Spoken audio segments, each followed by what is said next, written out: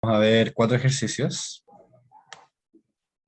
los cuales serían un problema con dieléctricos, un problema de ley de Ohm, un problema de circuitos, más específicamente mallas, y un problema de magnetismo. ¿Ya? Cualquier duda que tengan en el desarrollo de la ayudantía me lo pueden decir por chat, y recomendaría que me lo dijeran mejor por voz, ¿ya? Porque no siempre voy a estar mirando el chat. Ahí puede que Miguel tal vez me avise, pero no siempre voy a estar mirando el chat.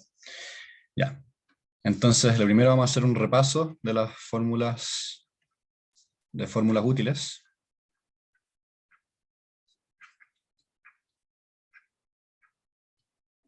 Para esta ayudantía. Primero vamos a repasar la ley de Gauss, ¿verdad? Que dice que el flujo encerrado en un área es lo mismo que es proporcional a la carga encerrada partida por epsilon 0. Y esto, cuando se encuentra en un medio que tiene una permeabilidad eléctrica distinta que epsilon 0, que es la del vacío, entonces se cumple la siguiente ley de Gauss de la siguiente forma. Que el campo D ahora, en una superficie, va a ser igual a la carga libre. Y eso, ¿ya? Entonces esta es la ley de Gauss como generalizada, la que está aquí a la derecha, con dieléctricos. ¿Ya? También tenemos que la relación entre el campo D y el E es la siguiente, que el campo, una permeabilidad relativa por el campo E es lo mismo que el campo D. ¿Ya? Entonces aquí tendríamos todas las relaciones necesarias para entender el campo eléctrico en medios dieléctricos, ¿ya? Entonces esto es lo primero. Ya, también me falta otra relación, que sería la siguiente.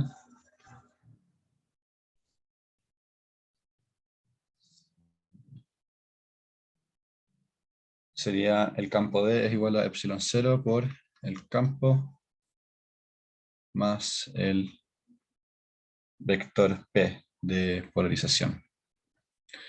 Ya, una pregunta en el chat dice, ¿es epsilon relativo o epsilon solo? Se refieren a lo mismo.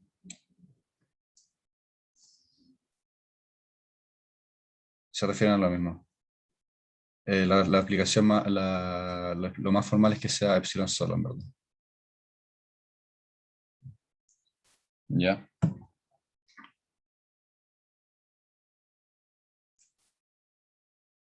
Entonces, eso. Ya, en todo caso, prefiero que me hagan las preguntas por voz, interrúmpame nomás, ¿ya? Porque si no, la voy a pasar mal viendo el chat. Algunas veces que se me enredan todas las cosas. Ya, también vamos a necesitar esta expresión para las cargas libres. La densidad de carga libre va a ser siempre, o por lo menos en un conductor, va a ser el campo en cierto radio, ¿verdad? Por la dirección normal de donde se quiera ver la carga libre. Esto es decir, que si es que yo estoy en una superficie esférica, la normal va a depender de que si es que estoy mirando la polarización desde afuera, donde la normal va a ir para el sentido para n retongo, o si estoy mirando para adentro, donde la normal va a ser en la dirección menos de retongo. ¿Ya? Y esta densidad de carga siempre tiene que ser en un radio definido. Normalmente se hace en el límite. En el límite de la esfera, el cable, la esfera o el cable.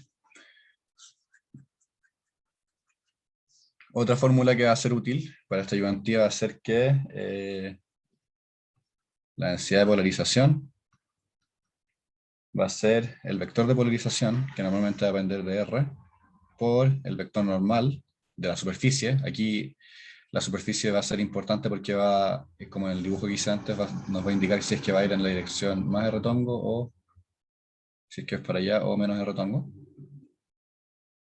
Y esto también evaluado siempre se quiere evaluar en un límite, ¿ya? En algún punto del espacio definido.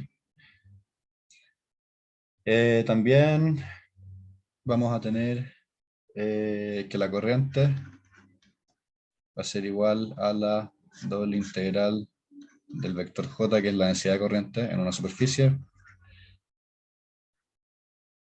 Y esto es bueno porque tenemos que J es la densidad de corriente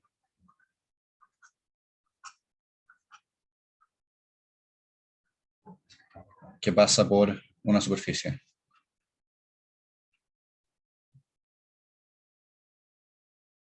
Entonces, si tenemos un cable acá y tenemos un J acá, el mismo J que entra va a ser el J que sale. ¿Ya?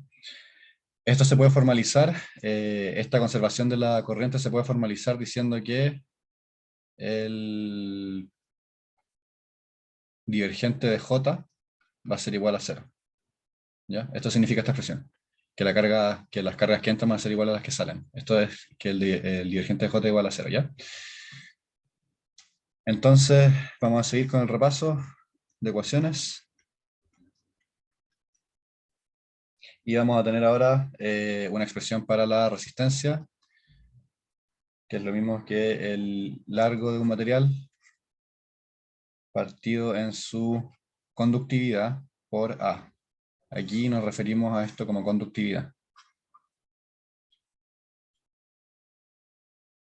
Conductividad.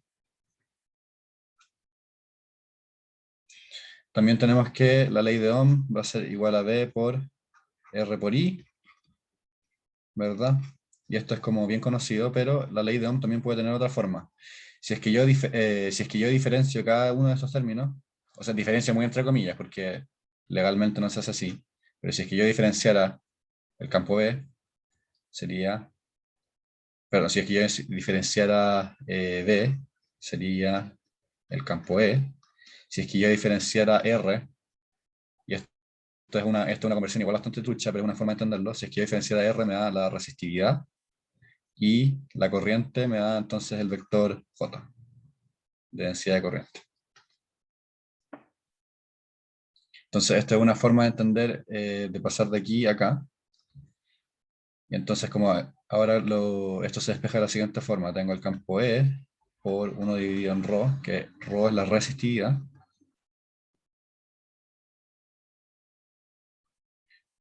Y si tengo 1 dividido en ρ, eso me va a dar la conductividad. Y eso es lo mismo que el vector J.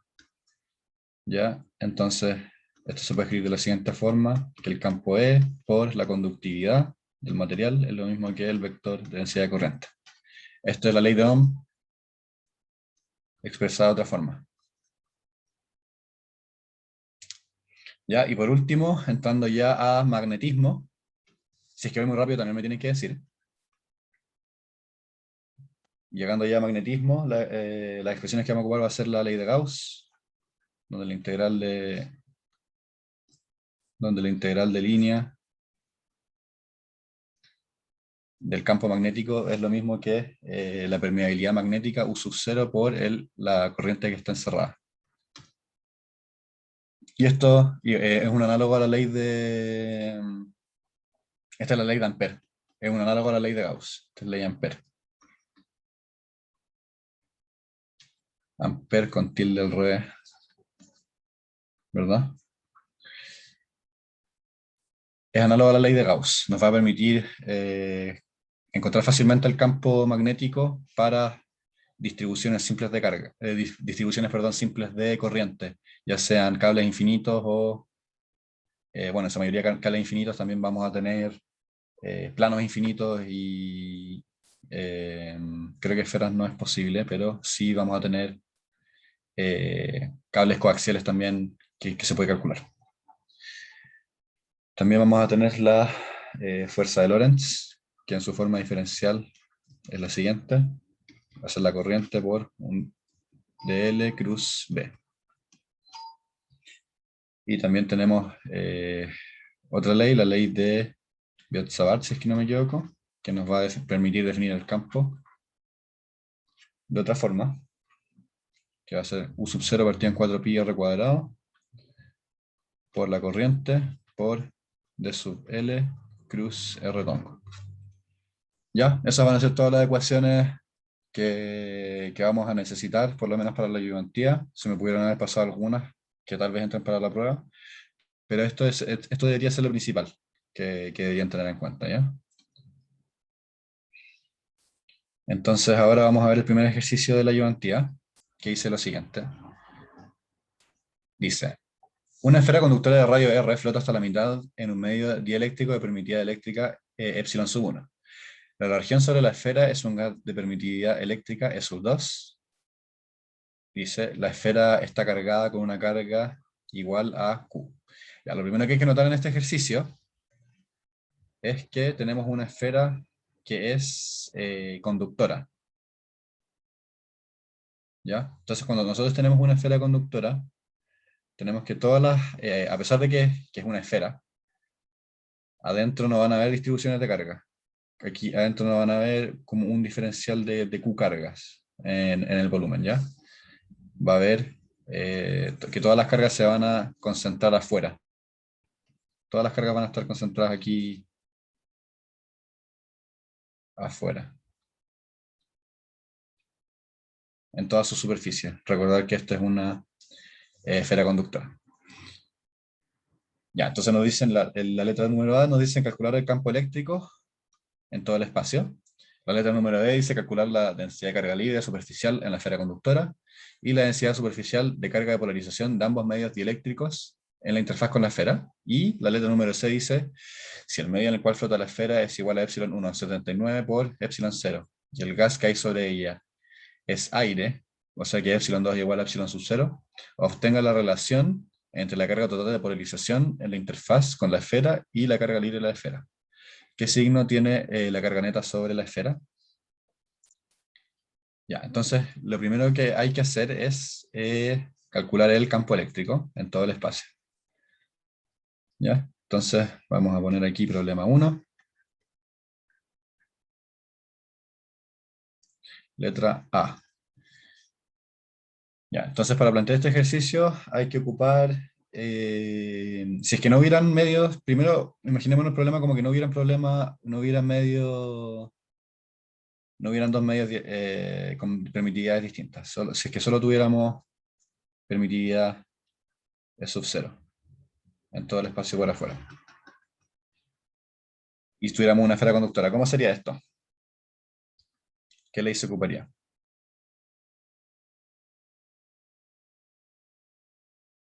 Si es que alguien se le quiere jugar en el chat o diciéndolo.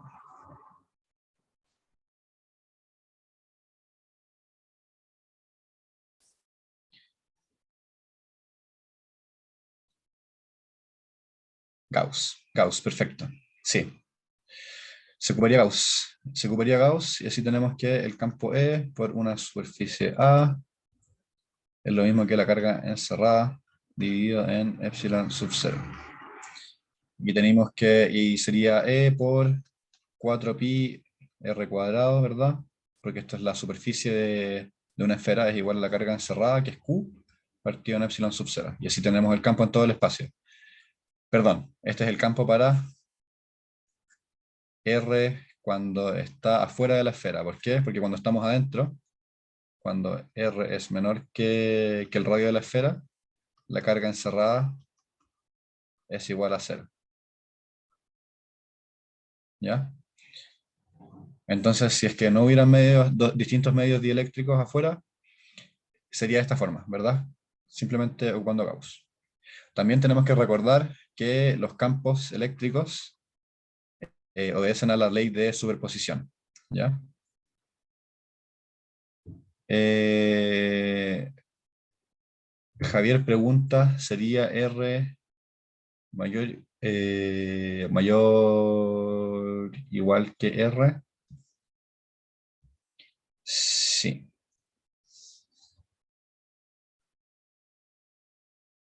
Sí, pero igual es preferible ocupar simplemente en este caso mayor que R, porque aquí estamos con... Es válido, pero vamos a ver que en los límites se ocurre polarización, y eso es a lo que se refieren las otras preguntas. Porque claro, cuando estamos justo en el radio, la carga encerrada va a ser aquí justo Q, y el radio va a ser justo R, y eso va a estar en el límite. Pero aquí vamos a ver que van a haber efectos de polarización que van a afectar también. Ya. Entonces esto sería si es que no tuviéramos estos dos medios, ¿verdad? E sub 2 y E sub 1, pero como tenemos dos medios, podemos hacerlo por superposición. Y va a pasar lo siguiente. Vamos a tener aquí dos distintos campos, ¿verdad? Y estos dos distintos campos, entonces se van a tener que sumar. E sub 1 más un E sub 2, ¿verdad? Esto es solo simbólicamente, porque esto realmente es un D sub 1 más un D sub 2, porque estamos en medios con distintas permitividades eléctricas. ¿Ya? Entonces, la nueva ley de Gauss, que es la ley de Gauss más generalizada, sería la integral de superficie del vector D por la superficie, que es el flujo, es igual a la carga libre, ¿verdad? Y esto va a ser para R mayor que R, y para R menor que R vamos a seguir teniendo que el campo va a ser igual a 0. ¿Ya? Tenemos entonces que aquí vamos a ocupar, entonces por superposición, vamos a hacer que de 1 en dirección de 1 de R por 2pi R cuadrado más d sub 2 de R de 2pi R cuadrado es igual a la carga libre, que es Q. Ya, ¿qué significa este 2pi R cuadrado? Esto es una mitad de esfera. Mitad de área de esfera. Entre paréntesis superficie. De esfera.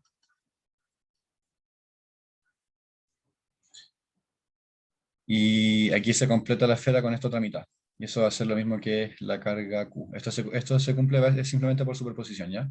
Entonces tenemos que el de 1 va a ser, como lo vimos en el resumen, epsilon sub 1 por el campo ER, y de 2 va a ser epsilon sub 2 por ER.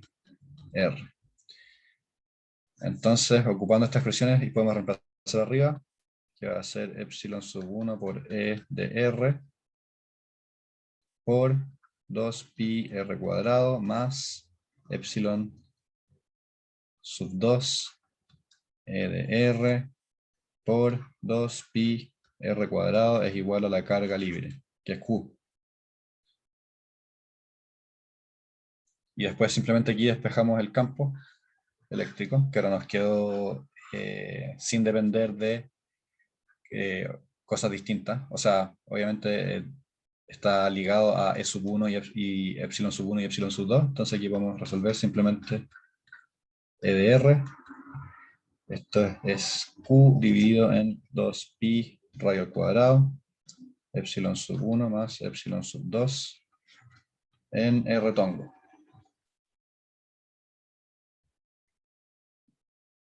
¿Ya?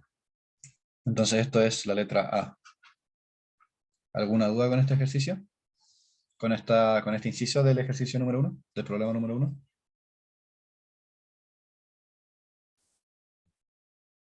Entonces básicamente, ¿qué es lo que hicimos? Hicimos superposición ocupando los dos distintos medios, ¿verdad? Ocupando la ley de Gauss generalizada, que es esta que está acá arriba.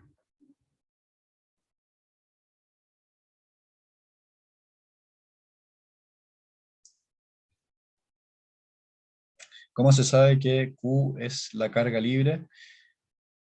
Es porque es la que está encerrada, nomás.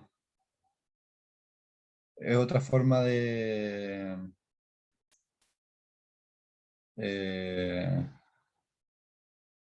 de decirlo. En estos ejercicios, porque aquí también tenemos que es un conductor. Chuta. Tenemos que es un conductor, entonces tenemos que todas las cargas van a estar aquí como achoclonadas en el límite. Y cuando hacemos la ley de Gauss generalizada para afuera, la carga que va a estar encerrada es Q, que en este caso es lo mismo que la carga libre. Cuando no es cuando no es un conductor, ahí van a haber cargas que no son libres. Porque aquí están, como un conductor, todas se van aquí al límite.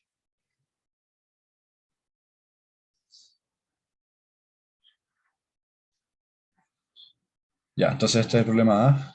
Y voy a mover el chat un poco, que me estorba. Ya, vamos al problema, a la letra B, problema 1B.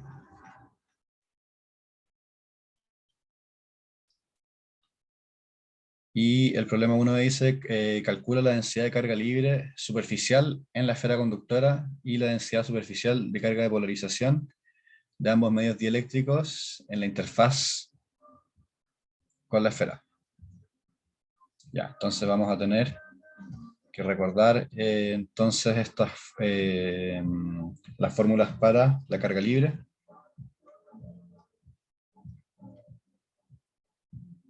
Entonces la carga libre va a tener la forma normalmente general de ρ sub L1 es igual al campo, ¿verdad? De R por la normal. Y esto evaluado en un radio. Pero como aquí tenemos que es un campo en distintos medios, vamos a tener entonces que la carga libre del medio 1 va a ser igual al vector D de R por la normal, donde lo queremos sacar, de R es igual al radio. Y esto nos va a dar lo siguiente. Va a dar, y claro, tenemos que D es lo mismo, aquí es D1, entonces va a ser epsilon sub 1 por el campo E de R evaluado en el límite. Entonces va a tener esto, epsilon sub 1 por Q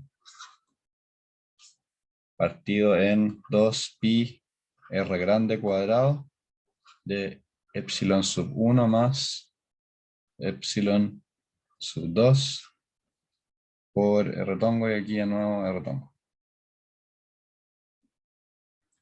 Y la carga libre en la segunda mitad, o en el otro medio,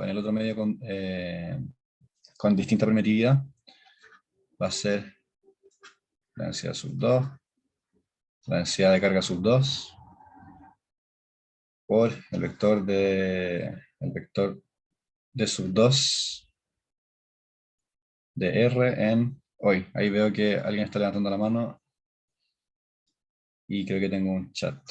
Va a ser la misma expresión. Pablo, sí, Pablo, tú levantaste la mano.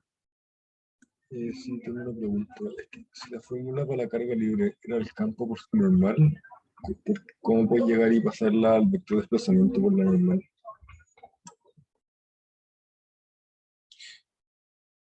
Esto es porque, bueno, perdón por la confusión, esto es cuando no tenemos un medio con permitividad distinta de epsilon sub 0.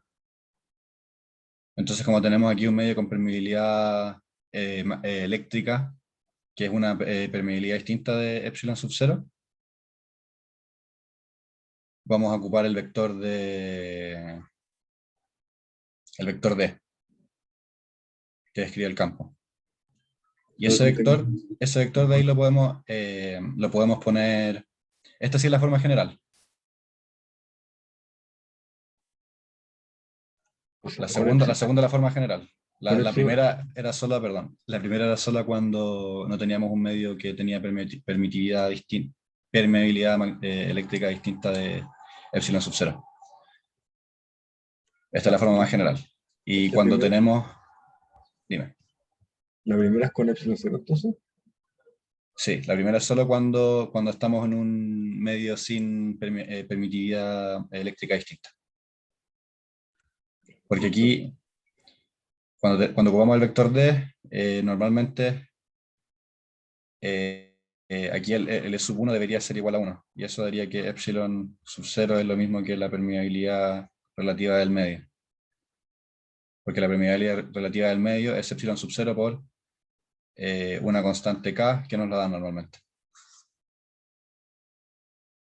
Ya, perfecto. Gracias.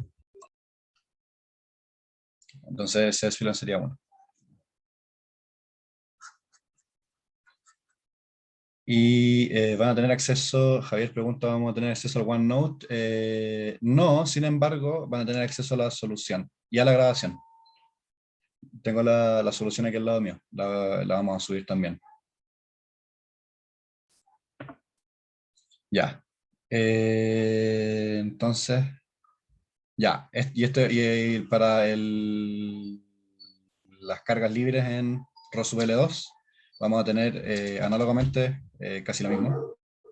Entonces las cargas libres para ROSUL, para el medio 2 van a ser epsilon 2 por Q. Aquí recordar que esto es epsilon 2 por el campo de R, SD. En R tongo por R tongo.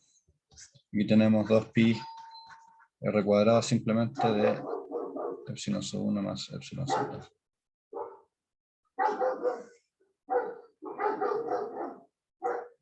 ¿Ya?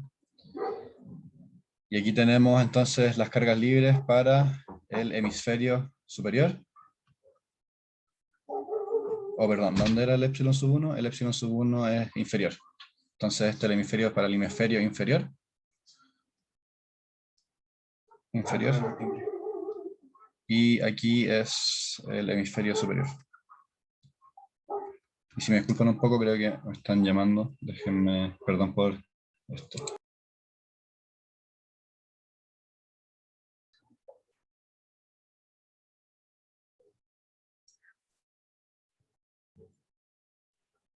Ya, entonces ahora vamos a ver problema 1D. Ah, perdón, ¿hay alguna duda con esto? Es simplemente ocupar la definición de cargas libres. ¿Ya? Cargas libres en alguna superficie. En este caso es más simple porque es un medio conductor y en los medios conductores tenemos que las cargas se condensan en el límite.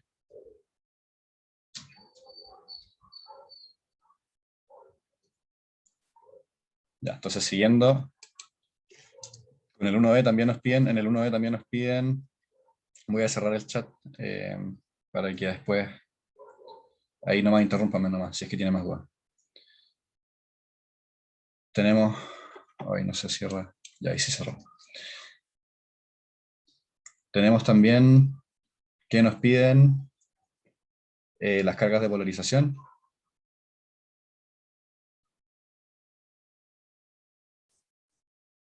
Y las cargas de polarización las tenemos con la siguiente fórmula, que es ρ de polarización. Es lo mismo que el vector de polarización en un radio definido por n. Y para obtener este vector de polarización tenemos que ocupar la siguiente fórmula. Tenemos que ocupar que el vector d es lo mismo que epsilon sub 0 por e. Es lo mismo que epsilon sub 0 por d más el vector de polarización. Y esto es lo mismo que un epsilon relativo por el campo E.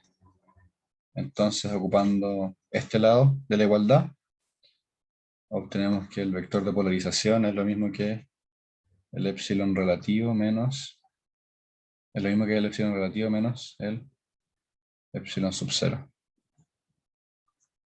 por el campo E.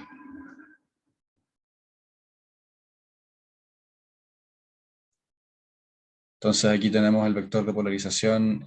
Fácilmente vamos a tener dos vectores de polarización, ¿verdad? Para el medio 1 y el medio 2. Porque vamos a tener distintos epsilon relativos. Vamos a tener un relativo para 1 y un relativo para 2. Entonces tenemos que el vector de polarización para P1 es igual a epsilon 1 menos epsilon 0.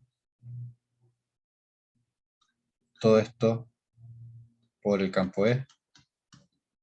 Entonces esto va a ser epsilon 1 menos epsilon 0 por Q dividido en 2pi r cuadrado de epsilon sub 1 más epsilon sub 2 y todo esto en r tono. Porque la dirección la da entonces el campo eléctrico de r tono. Y vamos a tener entonces lo mismo para R2. ¿Ya? ¿Alguna duda hasta acá? Para P2. El vector P1 va a ser entonces similar a P2.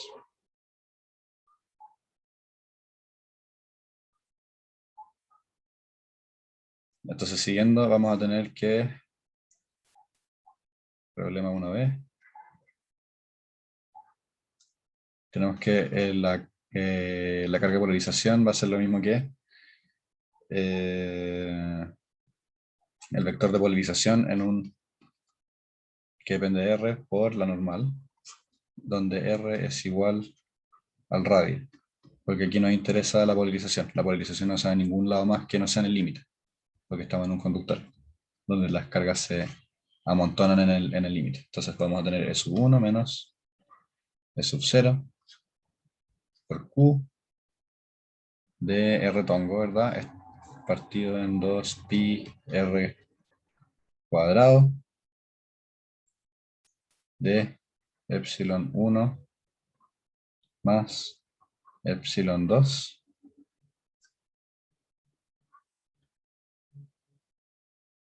y ¿qué dirección va a tener aquí la normal? Porque todo esto es simplemente el vector de polarización que sacamos. P1. Pero ¿cuál va a ser la normal? La dirección normal. Aquí tenemos la esfera. Y aquí tenemos entonces que afuera se amontonan las cargas y adentro va a tener, afuera, entonces las cargas libres van a tener una dirección R tongo. ¿Por qué? Porque están afuera. Y las cargas que están afuera hacen que, como este es un conductor neutro, o sea, asumimos que es un conductor neutro. Entonces, como es un conductor neutro, la carga neta encerrada, bueno, perdón, la carga neta encerrada va a ser Q. Sin embargo, como afuera tenemos la dirección R tongo, lo que se polariza va a estar por dentro. Entonces, como lo que se polariza va a estar por dentro, va a ser en dirección menos R tongo. Entonces aquí vamos a tener menos R tongo. Entonces nos va a dar que esto va a ser lo mismo pero negativo. Vamos a tener menos P menos el vector P1 en R. ¿Ya? Para ahorrarme todo esto. ¿Alguien no le quedó claro por qué era menos R tongo? Ya. Porque las cargas de polarización, como por regla general, siempre van a tener este, siempre van a tener la dirección opuesta al campo que uno está viendo. Porque aquí nosotros estamos viendo que las cargas que quedan afuera, que quedan justo afuera de la circunferencia, van a tener dirección R tongo. ¿Por qué? Porque están justo afuera de la circunferencia. Y como las cargas que están adentro, la circunferencia, voy a borrar esto, las cargas que quedan adentro de la circunferencia, valga la redundancia, están para adentro. Entonces, tienen que apuntar justo en dirección contraria a Rotongo.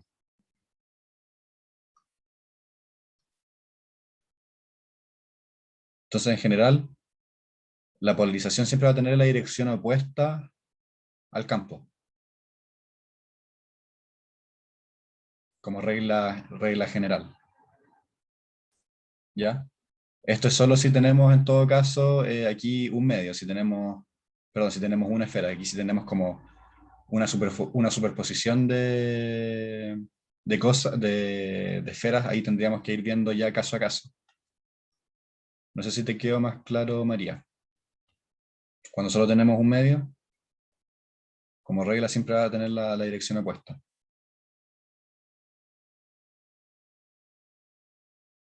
Porque, claro, lo estamos viendo para dentro de la esfera. Ya, entonces, y tenemos entonces que, esta es por polarización 1, la carga de polarización 1 y la carga de polarización 2. Va a ser lo mismo que entonces menos el vector de polarización P2, evaluado en R. ¿Ya? Es lo mismo que hice arriba.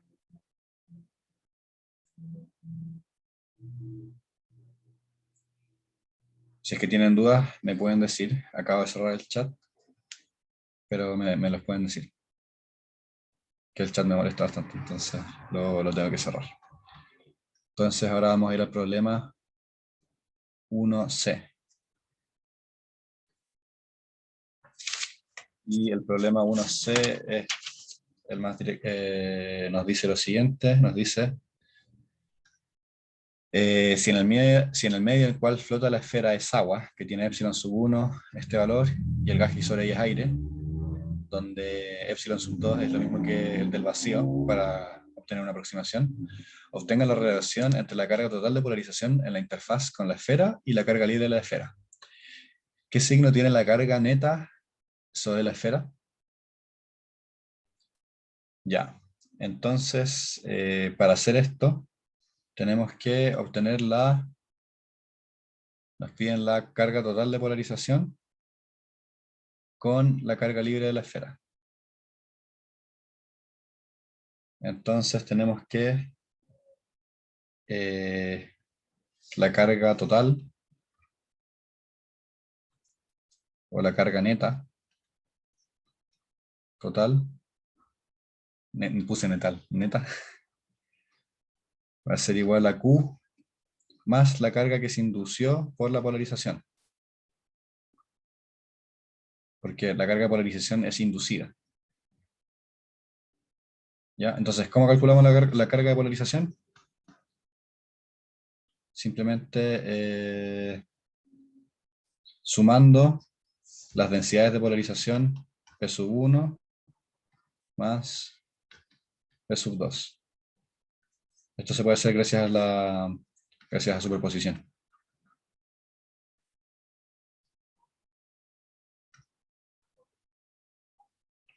¿Ya? Porque, perdón, creo que en todo el ejercicio anterior me refería a esto como carga, pero esto es densidad de carga de polarización. Si es que esto lo integramos en la superficie, entonces nos va a dar la carga de polarización. Esta es la densidad de carga. Entonces, si integramos esto en la superficie por esto, nos va a dar la carga de polarización y la sumamos. Entonces, la carga de polarización va a ser lo mismo que la densidad de polarización 1 por la superficie 1 más la densidad de polarización 2 de la carga del medio 2 por la superficie número 2. Superficie número 1 es igual a la superficie número 2, que es lo mismo que 2πr cuadrado, donde este r va a ser un r grande, y esto es lo mismo que mitad de esfera. Entonces la carga de polarización total va a ser igual a 2πr cuadrado por la densidad P1 más la densidad de polarización P2. Y esto si reemplazamos la densidad P1 y la densidad P2 con esta expresión que tenemos acá, ¿verdad? Donde tenemos epsilon 1, epsilon 2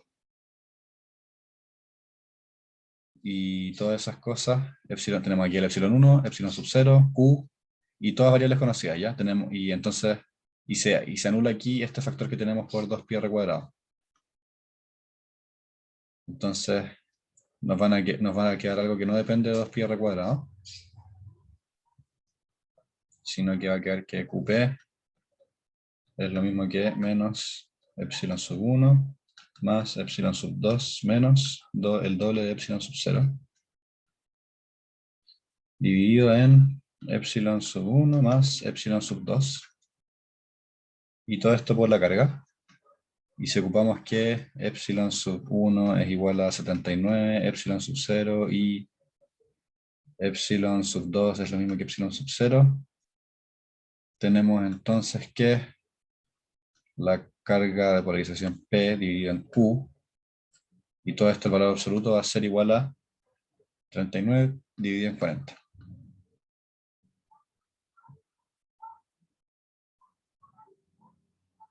Y entonces ahí tenemos una relación, la relación que nos pedían, la relación en módulo, como nos piden, entre la carga total de polarización y la carga libre de la esfera. Y habíamos establecido antes que Q era igual a Q libre.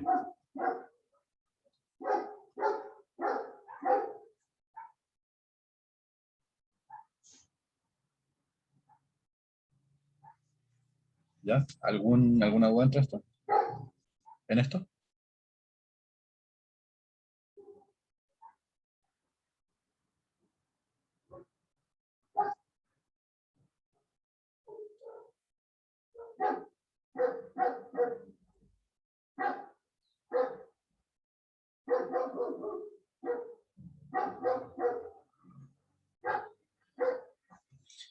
Ya, entonces si no hay dudas, en cualquier momento me pueden detener, pero si no hay dudas de este ejercicio, entonces vamos a ir al problema número 2, que dice lo siguiente. Dice, para la figura 2, asumiendo que se trata de cascarones esféricos concéntricos y suponiendo conocidos los datos ahí presentados, ¿cuál es el valor de la resistencia R entre los conductores? Ya, aquí tenemos entonces dos cascarones, dice, esféricos concéntricos, ¿ya? Donde hay un voltaje V sub 0 que es inducido entre ellos, ¿ya? Entonces tenemos aquí, que si ponemos esto como en términos de circuitos, tenemos aquí una fuente V sub 0, y tenemos aquí dos conductores con conductividad G1 y conductividad G2. Estos son conductividades.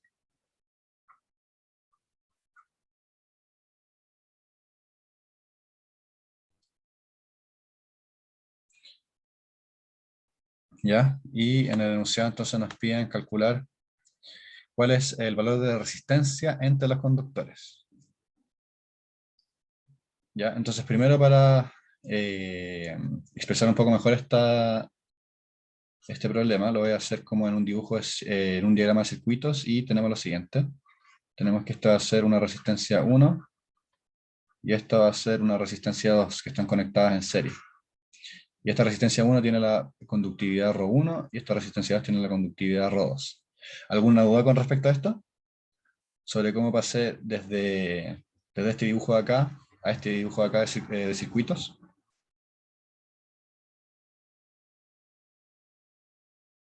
¿Todos ven por qué están en serie? El conductor ρ1 y el conductor ρ2.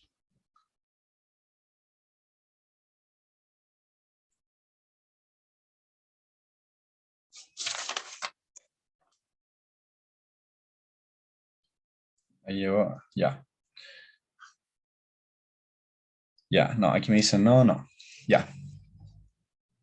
Entonces vamos a hacer lo siguiente. Voy a borrar esto. Chuta. Voy a borrar esto.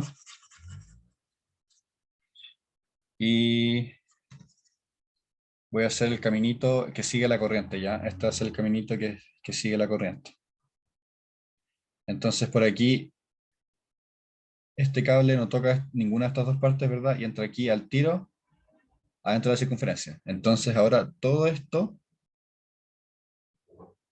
está con un potencial V sub 0 con respecto a tierra. Eso quiere decir que básicamente está conectado con la parte positiva de la pila, ¿ya? Porque esto es pila, batería, fuente DC. Entonces tenemos aquí que llega a un extremo del conductor ρ1, ¿ya? ¿Y a dónde termina el conductor ρ sub 1? Para acá.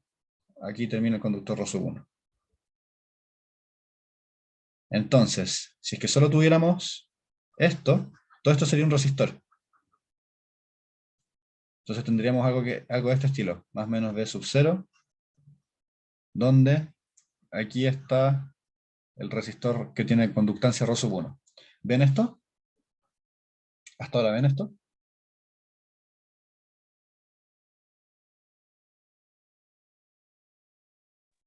Sí. Ya, perfecto. Entonces, ahora, ¿qué pasa cuando tenemos desde... ¿Qué pasa con cuál dirección sigue la corriente acá? La corriente aquí no tiene preferencia por dónde irse, ¿verdad? Entonces vamos a tener que la corriente va a ir aquí en dirección radial, indistintamente, se va a ir esparciendo. Entonces va a llegar como en misma proporción a todos los límites del conductor ρ sub 2. Entonces, ¿qué viene justo después del conductor ρ sub 1? Viene aquí un conductor ρ sub 2. Y esto llega al otro extremo de la batería, que es porque todo esto está conectado. Todo lo de afuera está conectado. Entonces ahí llega al otro extremo de la batería y ahí se cierra el camino de la corriente. Y todo esto va en dirección también radial, va indistintamente en dirección radial. No sé si ahí lo ven mejor, Valentina y Antonia.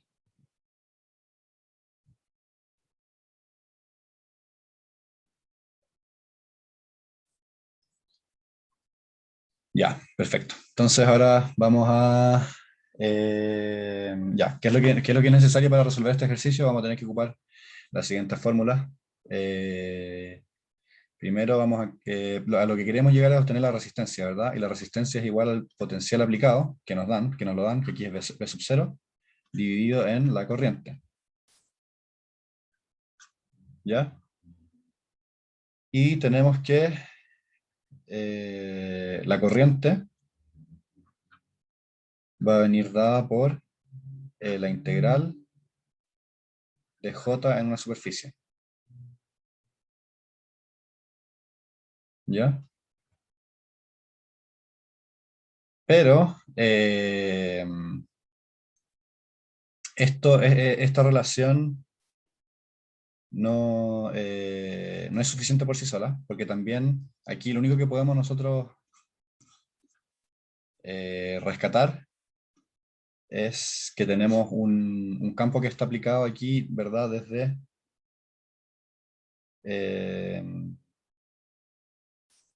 perdón. Ya, tenemos que la corriente es esto. Esto nos va a ser útil. Y también tenemos que ocupar lo siguiente, que es la ley de Ohm, pero en forma diferencial, que es la conductividad por el campo E. Entonces, si es que nosotros obtenemos si es que nosotros después ocupamos todas estas fórmulas, vamos a poder llegar al resultado. La intuición es primero sacar la corriente que pasa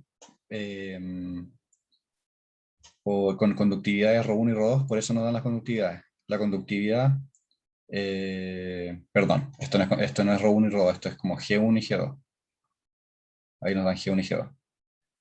Entonces esto sería G sub I, donde I es 1 o 2. Entonces, vamos a pasar a resolver esto. Aquí tenemos el problema 2. Entonces, cuando tenemos, lo primero que vamos a hacer entonces es Aquí van a tener que sacar la corriente, ¿verdad? Porque la corriente nos sirve para obtener esta relación, ¿verdad? Entonces sacamos primero la corriente en una superficie, en este caso la superficie es esférica. Entonces, como tenemos una superficie esférica, tenemos que ocupar coordenadas esféricas, de 0 a 2pi, de 0 a r, de j, por r cuadrado, por el seno de phi de teta. Esto que está acá es el jacobiano cilíndrico.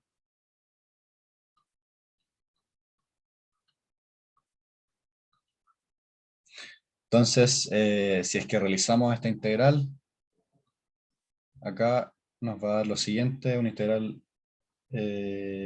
simple, porque nada depende de las variables de integración excepto, perdón, esto es pi, de 0 a pi y de 0 a 2pi. Nada depende de r, y lo único que depende de phi va a ser el seno, integrado desde 0 a pi.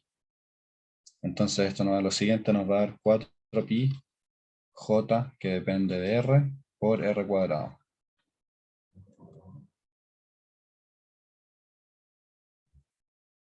Entonces esto va a ser nuestra corriente, y va a ser 4pi, que j, que depende de r, por r cuadrado. Aquí el vector j de densidad de corriente depende de r, porque como expliqué anteriormente, la corriente siempre va a querer ir en dirección radial indistintamente, porque las conductividades son uniformes en toda la esfera. ¿Ya? Entonces, si es que ahora despejamos el j, podemos tener primero que nada nuestro vector j aquí va a ser igual a i dividido en 4pi r cuadrado en r tongo. ¿Alguna duda hasta ahora? Y si es que obtenemos el j, ¿por qué queremos despejar el j en vez del i? Queremos despejar el j en vez del i, porque si obtenemos el j, podemos aplicar la ley de Ohm, que el vector de densidad de corriente es lo mismo que la conductividad por el campo eléctrico. Y si es que nosotros integramos el campo eléctrico en un caminito, vamos a obtener el voltaje. Y el voltaje es conocido. Entonces, si es que tenemos J, podemos despejar al tiro el campo eléctrico. Y si es que tenemos el campo eléctrico, podemos despejar al tiro el voltaje, porque podemos hacer una igualdad con una variable que ya tenemos aquí conocida. ¿Alguna duda hasta ahora? Tal vez con los límites de integración. Sí, justo iba a preguntar eso. ¿Cuáles serían los límites en el V sub 0? En el V sub 0, buena pregunta, Bernardito. En el V sub 0 vamos a integrar desde C hasta A. Entonces aquí sería desde A hasta C. Eso es todo. ¿Te puedes volver un poquito a la imagen de atrás, por si? Sí, si queréis borro esto, porque está como súper engorroso. Sí, no, ahí caché mucho más. Vale, ¿te pasaste? Sí, A es el radio interior y C es el radio exterior. Por eso vamos a Ahí está. integrar entonces desde A hasta C. Bueno, bacán. Gracias. De nada. Ya. Entonces tenemos el J, el vector de densidad de corriente. Perdón. Sí, el vector de densidad de corriente. Y entonces tenemos que el campo E en R tongo, obviamente todo esto va a ser en R tongo, va a ser igual a I dividido en 4pi R2 por G sub I en R tongo. G sub I va a depender si es que estamos en el conductor que tiene G sub 1 o G sub 2. ¿Ya? Entonces si ahora hacemos la integral, ¿verdad? Que problema 2, que B0 es lo mismo que la integral desde A hasta C del campo en R.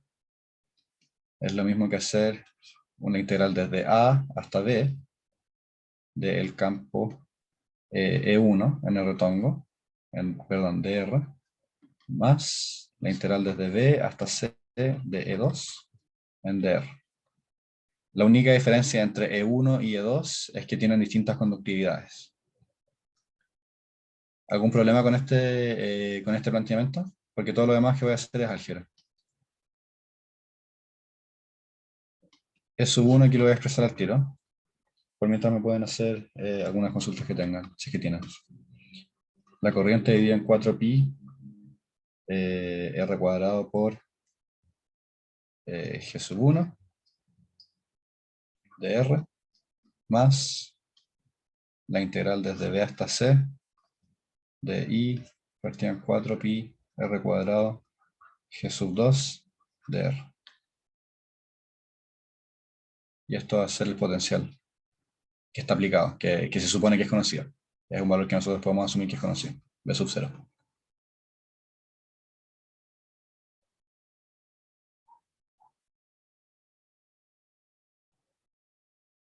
Ya, entonces si resolvemos esta integral en el fondo solo va a depender de i de 1 dividido en r cuadrado de r, todo lo demás se va afuera, y esta integral es menos 1 dividido en r.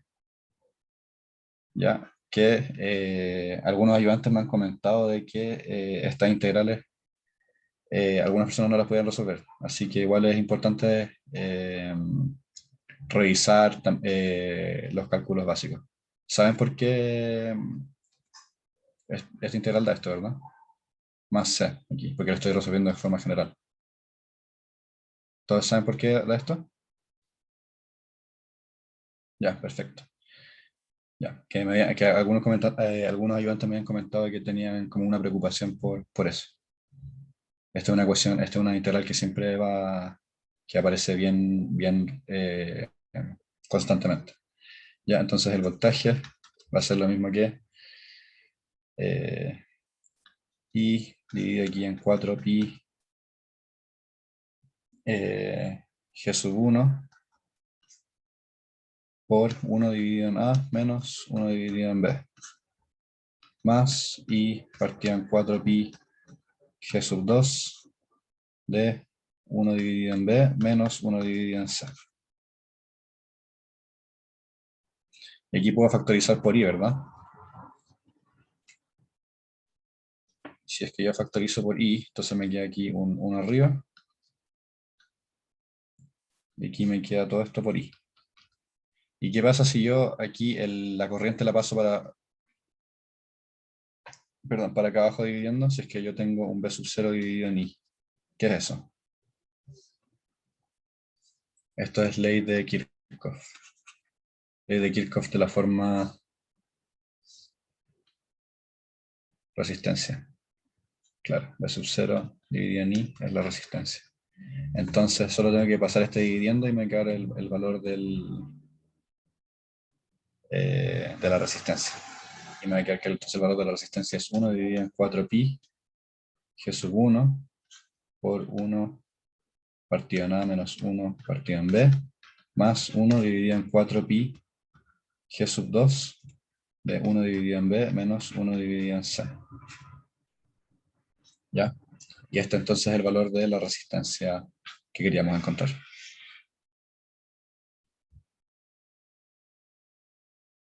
¿Alguna duda con respecto a este ejercicio?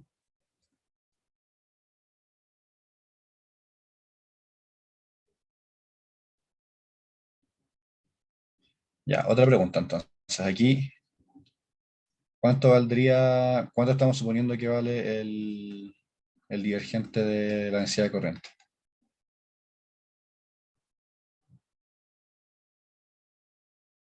¿Cuánto vale? 0, perfecto. ¿Por qué? Porque la carga en este caso se conserva. Aquí en este caminito no hay ninguna razón por la cual la corriente no se debería conservar. ¿Ya? Entonces eso significa que toda la corriente que entró por aquí, por el lado A, sale por el lado C. Que esto quiere decir aquí, en esta malla, que esta corriente I pasa por toda la malla. Entonces este I que entra es lo mismo que el I que sale. Esto es como I in, I out. Donde I in es igual que I out.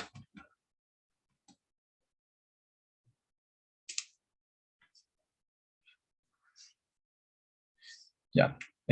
¿Todo claro entonces? Si es que no me preguntan al tiro, voy a tomar un poquito de agua.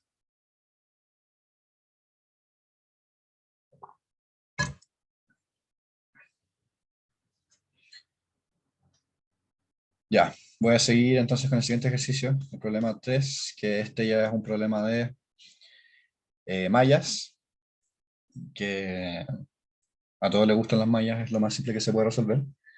Es simplemente aquí llegaría a ser, ¿no? El método de mallas. ¿Todos saben ocupar el método de mallas?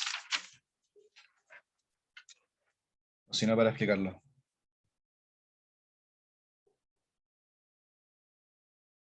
Aquí vamos a ignorar todos estos valores de I5 que están acá, I5, I1, I3, I2, I4. Los vamos a ignorar. Porque no es necesario.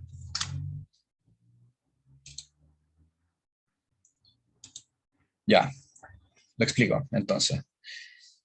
El método de mallas, primero que nada, indica que para ocupar el método de mallas tengo que identificar un camino cerrado por el cual puede pasar una corriente. ¿Ya? Normalmente, si es que vamos a ocupar este circuito de ejemplo,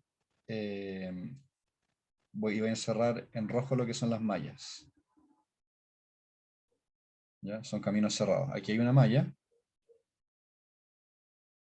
En azul voy a encerrar otra malla.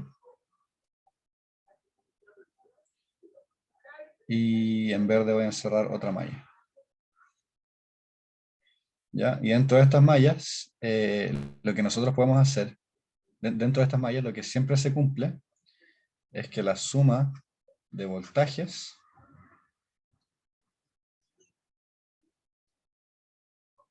es igual a 0. Quiere decir que si yo recorro esta malla, la malla roja, aquí va a haber un voltaje que no necesariamente va a ser así, va a ser más menos, más menos, más menos, más menos. Tenemos que, si es que yo recorro esta malla que está en rojito aquí, la suma de todos estos voltajes de esta malla va a ser igual a 0. ¿Ya? Eso es la ley de Maya. Sí, exacto, exacto. Y muchas gracias, Javier, por decirme, esto que está acá afuera también es una malla. ¿Ya? Y la suma de voltajes en esta malla también debería ser 0. ¿Ya? Y así podemos hacer distintas combinaciones de mallas. Aquí pueden haber hartas mallas. Podemos combinar dos mallas distintas. Podemos hacer una malla así. Pero normalmente vamos a querer hacer las mallas lo más chicas posible, al menos para este curso. Ya, entonces, en lo máximo que se puede ir un circuito donde tú puedas hacer un recorrido entre sus componentes, va a ser una malla. Y siempre nos va a convenir para resolver estos ejercicios que hagamos la mayor cantidad de mallas posible. ¿Ya? Entonces, esto es todo lo que necesitan saber para método de mallas. Y para aplicar método de mallas, nosotros vamos a aquí poner corrientes de prueba. Por ejemplo, aquí podemos poner un I sub 1 que va a recorrer toda esta malla. I sub 1 va a ser la corriente que recorre este caminito. I sub 2 va a ser la otra corriente que recorre este caminito. I sub 3 va a ser la corriente que recorre la otra malla. Y con respecto a eso, y con estas tres corrientes auxiliares y ocupando la ley de Ohm, para expresar los voltajes de cada componente, podemos aplicar 100% la ley de Myers. ¿Ya? ¿Alguien le queda alguna duda sobre sobre los principios, por lo menos, de la ley de Myers?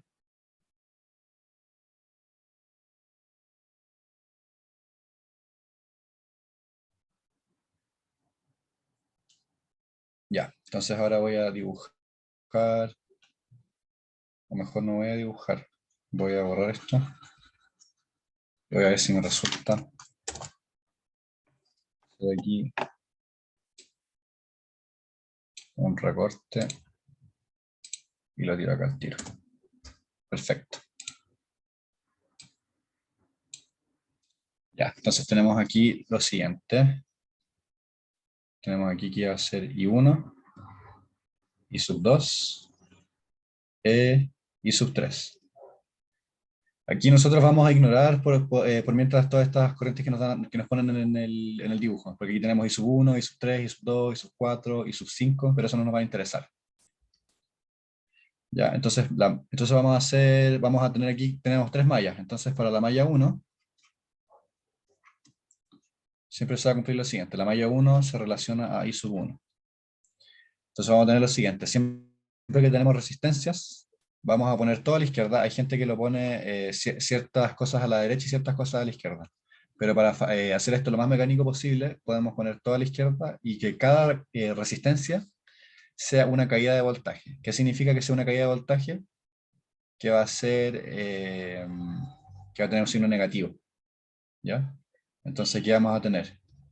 Si es que recorremos aquí, vamos a tener I1 que sube por aquí, ¿verdad? Por la resistencia de 20 ohms. Entonces vamos a tener el voltaje de la resistencia de 20 ohms más el voltaje de la resistencia de 40 ohms. Y eso tiene que dar 0. ¿Cómo escribimos esto? El voltaje es igual a la resistencia por la corriente, y en este caso la corriente va a ser I1. ¿Ya? Como nosotros dijimos que esto siempre va a tener signo negativo, entonces aquí lo ponemos en negativo. ¿Ya? Entonces, el voltaje de la resistencia de 20 ohms va a ser lo siguiente, menos I1 por 20 ohms, menos, perdón. Perdón, esto no es verdad. Se me olvida un detallazo gigante. Tenemos aquí que va a pasar una corriente por la resistencia de 20 ohms. Pero ¿cuánto va a ser la corriente que va a pasar por la resistencia de 20 ohms? Tenemos aquí I1, esta es la resistencia de 20 ohms. Y aquí tenemos otra corriente de la otra malla, que va a ser I2. Entonces, ¿cuál va a ser si es que estamos mirando desde la malla 1, cuál va a ser la corriente neta que pasa para la malla 1?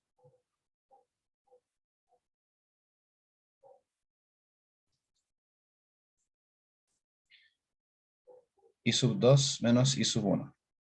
Ya. Es buena la intención, sin embargo es al revés. Es I1 menos I2. ¿Por qué? Porque estamos en la malla 1. Entonces la malla 1 la estamos recorriendo en este sentido, en sentido horario del I1. Entonces siempre va a mandar la corriente de tu misma malla. Entonces el I neto va a ser I1 menos I2. ¿Ya? Entonces este I neto de I2 menos I1 va a ser este I de acá.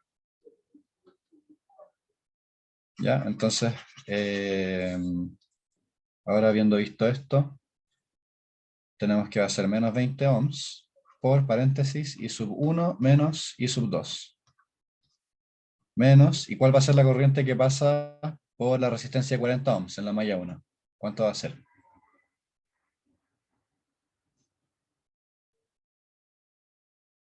Esto es IR 20 ohms. ¿Cuánto va a ser? Va a ser I1 menos I3. Y todo esto igual a 0. Y esto es como el I neto R de 40 ohms. ¿Ya? Entonces tenemos nuestra primera ecuación, que va a ser menos 20 por I1 menos I2 menos 40 por I sub 1 menos I sub 3. Entonces ahora recorriendo, voy a borrar esto de acá, recorriendo la malla 2, que está asociado a I sub 2. Tenemos que ir siempre con la corriente, entonces vamos a ir por acá y tenemos una resistencia, entonces vamos a tener que ponerle menos 60, ¿verdad? Por I sub 2. ¿Y tenemos algo más acá? No, porque ninguna corriente nos afecta aparte de I sub 2. Seguimos el caminito de la malla y tenemos la resistencia de 10 ohms. Entonces vamos a tener menos 10 ohms por I sub 2 menos I sub 3. ¿Por qué? Porque aquí tenemos que la corriente I sub 2 va para acá y la I sub 3 va para allá. Y después aquí tenemos una subida de potencial, ¿verdad? Donde este es el extremo negativo y el positivo. Entonces si seguimos recorriendo la malla por el caminito de I sub 2, vamos a tener más 100 volts. Y si seguimos el caminito, vamos a encontrarnos otra resistencia, que siempre van a ser negativas. Vamos a tener menos 20 ohms por I sub 2 menos I sub 1. Y todo esto es igual a 0.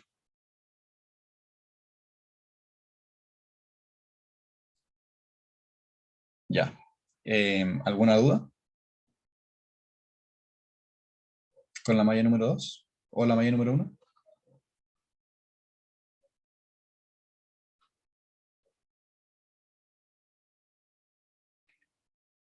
Esta es la forma más mecanizable de resolver los ejercicios de mallas. Poner las resistencias siempre como caídas de tensión y ir con el camino de la corriente y ver cuáles corrientes interfieren entre mallas. ¿Ya? Aquí nótese que en la batería o en la fuente DC, que nos entrega 100 volts, no es necesario ocupar las corrientes porque ya tenemos el valor del voltaje. ¿Ya? Entonces en la malla 3 vamos a tener lo siguiente. Vamos a tener que es, aquí voy a borrar esto un poquito. Voy a borrar estas cosas para que se vea mejor. Vamos primero pasando por el 80, entonces tenemos una caída de 80 por I3, y aquí no hay ninguna otra corriente que lo afecte, porque estamos solo acá. Menos 40 ohms por I3, menos I2, menos 100 volts. ¿Por qué? Porque ahora estamos siguiendo yendo en sentido horario, pasamos por la resistencia de 40 y ahora pasamos desde más a menos, por lo que el voltaje aquí es menos 100. Menos 10 ohms por I3, menos I2. Y todo esto es igual a 0. Entonces aquí tenemos las tres ecuaciones. Las voy a poner acá. La ecuación número 1, entonces es menos 20 ohms por I1 menos I2, menos 40 ohms de I1 menos I3, es igual a 0. La ecuación número 2 es menos 60 ohms por I2, menos 10 ohms por I2 menos I3, más 100 volts, menos 20 ohms por I2 menos I1 es igual a 0. Y la ecuación número 3 es menos 80 ohms por I3, menos 40 ohms por I3 menos I1, menos 100 volts, menos 10 de I3 menos I2, y esto es igual a 0. Entonces, si vemos estas ecuaciones, tenemos tres ecuaciones y tres incógnitas.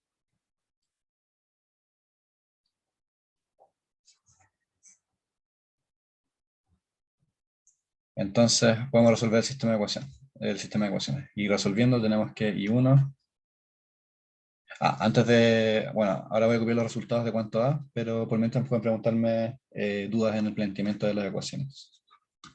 Esto es simplemente resolver el sistema de ecuaciones así que, de 3×3, así que no lo voy a hacer. O sea, voy a dejar los resultados, ¿no?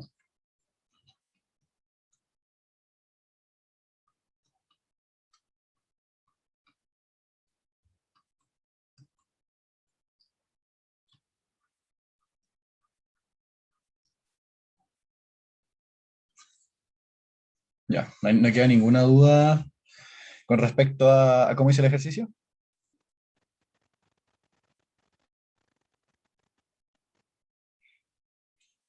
Ya, ¿y qué nos preguntaban entonces en este ejercicio? Nos preguntaban ¿cuál va a ser la corriente que mide el amperímetro? ¿Cuánto va a medir el amperímetro? ¿Cuál es la corriente que va a medir el amperímetro?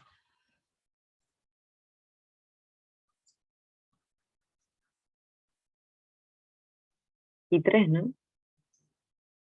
Y 3, a ver, eh, no, va a ser I1, porque cuando definimos las mallas, I1 pasa por el amperímetro, por acá. Perfecto. ¿Vale? E I3 es de esta otra malla. Ya, no sé, alguien dijo algo por el chat. I1, sí, efectivamente, paz. Ya, entonces ahora, teniendo todo esto, podemos encontrar, eh, ocupando esta otra notación, ¿verdad? Aquí, ocupando la notación de la foto, entonces, ¿cuánto sería I2 aquí, de la foto? I2 sería eh, el I2 que ocupamos nosotros, menos I1, ¿verdad? Porque aquí está, la corriente indica que va para abajo. Entonces, y es la corriente que pasa por el I2. Entonces va a ser el aporte de nuestro I2 menos el I1 que nosotros establecimos. ¿Ya? Lo mismo aquí también puede ser para I5. I5 va a ser igual a menos I3. ¿Por qué? Porque el signo en estos casos solo indica dirección de corriente. Dirección de corriente. No indica nada más. ¿Alguna duda con esto? ¿Con esto último?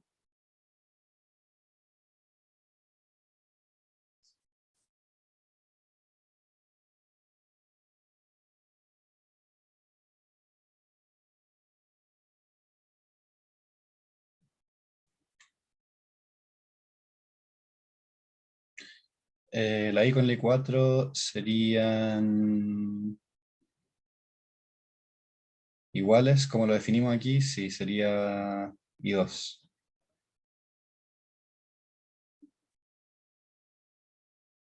Y no entendí lo que dijiste con I2. Bueno, sí, es que aquí es un poquito engorroso y es simplemente que esta corriente aquí, que está acá, es la resta, como nos indican que la dirección para abajo va a ser, no sé, pues esto, si lo quiero poner así como IX,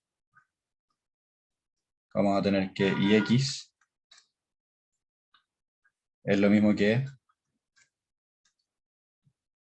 I2 menos I1. Ahí yo creo que se ve mejor, porque I2 le aporta a IX e I1 le quita como corriente a IX, como más, viéndolo como de un sentido más físico. I2 aporta e I1 se opone. ¿Ya? No sé si ahí queda más claro, Antonio.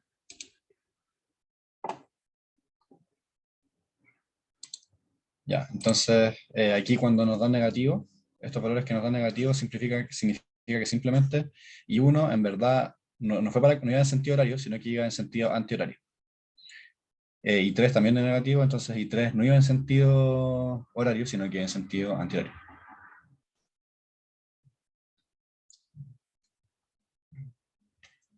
Ya, esto sería el fin del ejercicio el problema número 3. Y no sé si, creo que ya estamos en la hora, creo que me pasé sus 5 minutos, pero no sé si quieren que haga el problema número 4, que es un problema de magnetismo. Yo no tengo problema en hacerlo.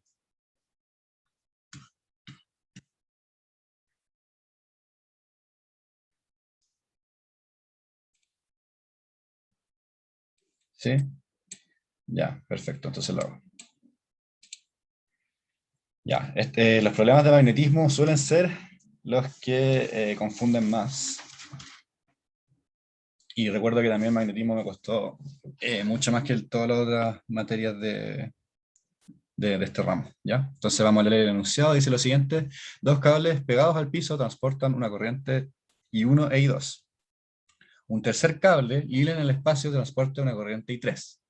La magnitud de las corrientes por los tres cables son de magnitudes iguales.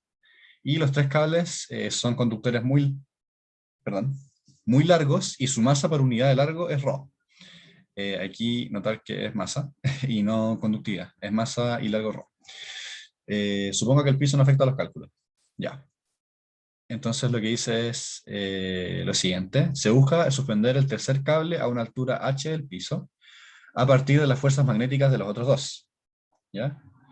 Entonces, el inciso número A dice: ¿es posible lograr esto con las direcciones de corrientes definidas en la figura? Si no lo es, ¿cuáles son las correctas? Y la letra número B es: ¿cuál es el valor de I1 necesario para lograr el objetivo? Ya. Entonces, para resolver este ejercicio, tenemos que tener en cuenta que, primero que nada, vamos a querer igualar. Primero que nada tenemos que I1 es igual a I2 es igual a I3, pero en magnitud. Tenemos que las magnitudes van a ser iguales.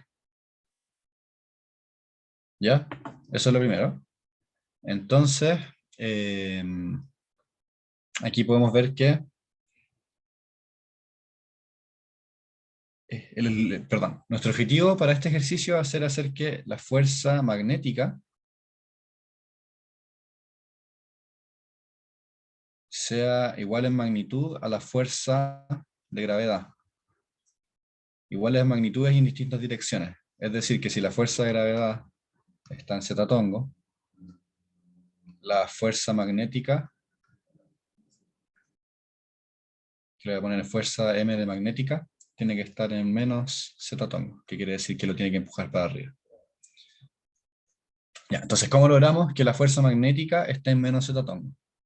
Podemos recordar que la fuerza magnética es igual a la corriente por dl cruz el campo B.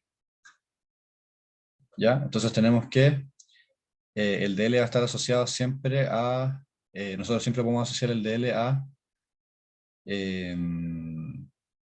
hacia dónde apunta la corriente, ¿verdad? Porque esta fuerza es lo mismo que hacer lo siguiente. Podemos meter el I para adentro. Esto es por propiedad de álgebra lineal. I de L cruz B.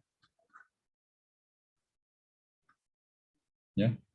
Igual siempre el DL es conveniente asociarlo hacia dónde va la corriente. Entonces tenemos que la corriente va para acá. Vamos a mirar solo el cable I2 por ahora. La corriente va para acá. Entonces tenemos que nuestro índice va a ser DL.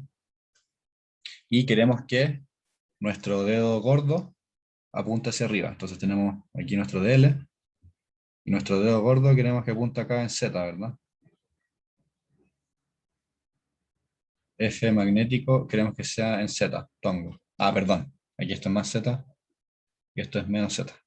La fuerza de gravedad es para abajo y la magnética para arriba. Entonces, ¿hacia dónde tiene que crecer el campo? Perdón, ¿hacia dónde tiene que apuntar el campo aquí por la regla de mano derecha?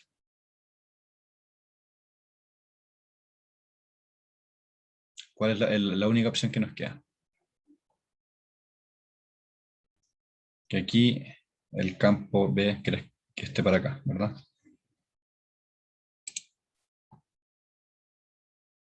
Ya, perfecto. Ya, entonces, cuando nosotros tenemos un cable,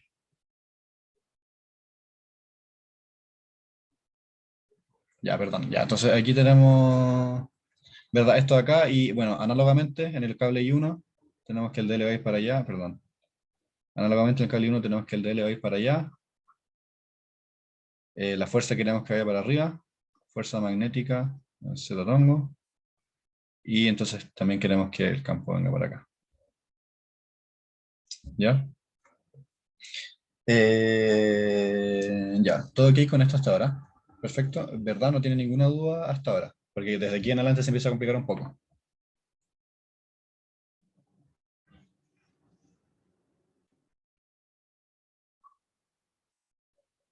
Ya, entonces ahora vamos a dibujar aquí un cablecito. Este es el problema 4. O problema, sí, problema 4. Tenemos aquí el cablecito.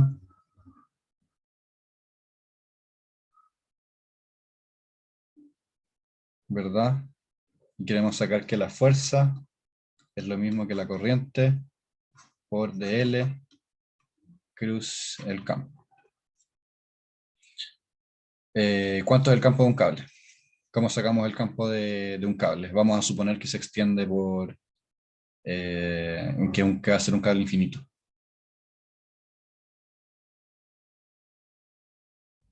¿Cómo sacamos el campo magnético que produce este cable?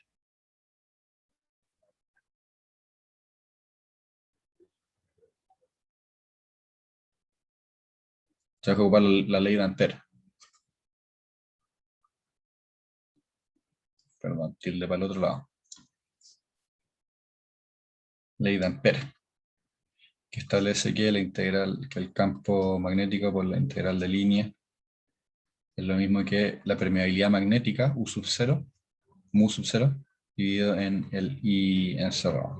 En este caso, el I encerrado es un valor que es igual para todos los cables, que le vamos a poner como I.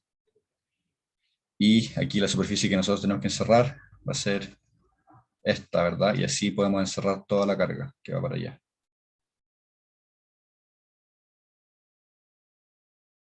Que va para allá. ¿Verdad? Entonces, tenemos que esto hacer el campo B por 2pi por R.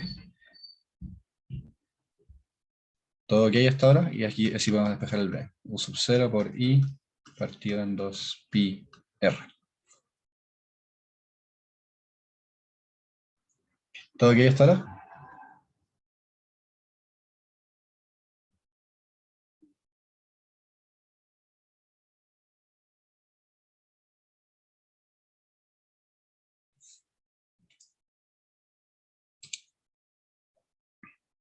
Ya, perfecto. Ya, entonces aquí es donde se empiezan a enredar un poco las cosas. Aquí tenemos el problema 4. Continuación. Voy a dibujar el cable I3.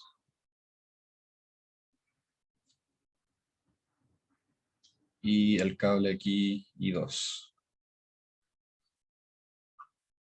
Ah, ya, perdón. ¿Y cómo van a ser las líneas de campo acá? Aquí el campo va a obedecer, obviamente, radialmente, y las líneas de campo van a ser cuestiones que están así, que son tangenciales a esta cosa.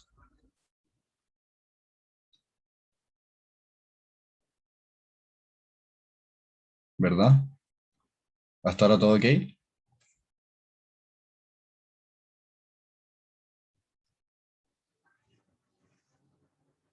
Es importante que vean este círculo.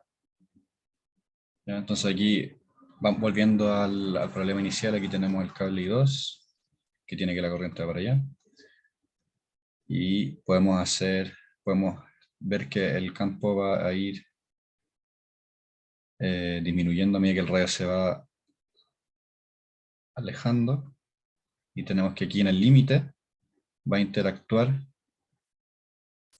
con el cable I3, ¿ya? Y tenemos que esto siempre va a ser aquí, van a haber líneas que son tangenciales a este radio, y entonces tenemos que, aquí va a haber un campo B sub 2, el cual va a tener una componente en X y otra en Z.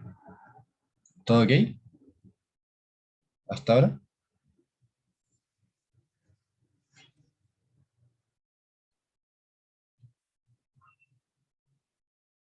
Estas son las líneas de campo.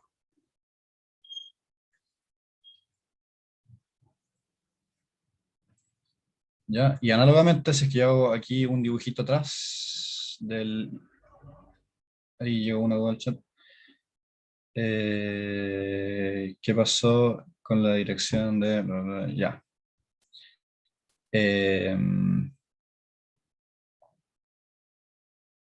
Ya. Esa es...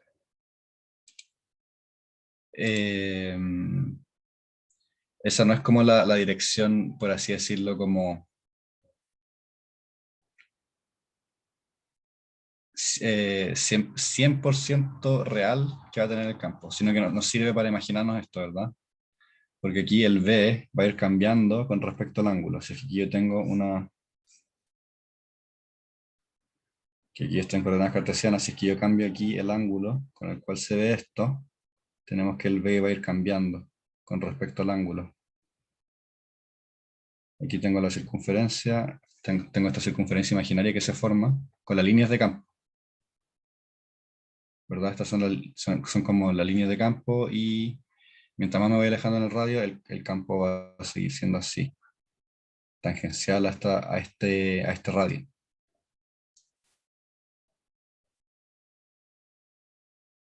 ¿Ya? Entonces aquí si yo cambio en teta, efectivamente aquí en un instante puntual el B va a ir apuntando hacia allá. Pero a medida que... Pero este no es el campo como en todo el espacio. El campo en todo el espacio va a ir en dirección que crece con teta. Perdón, no que crece con teta, sino que se va a ir desplazando como así, como tangencialmente a esta circunferencia.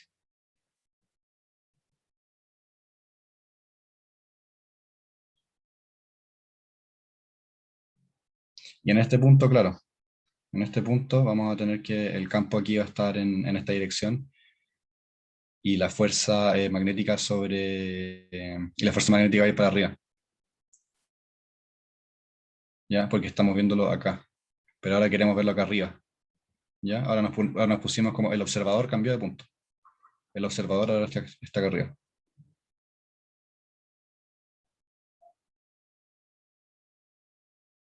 Entonces la magnitud del campo acá en este punto va a tener una dirección en X, B en X y en Z. ¿Se ve?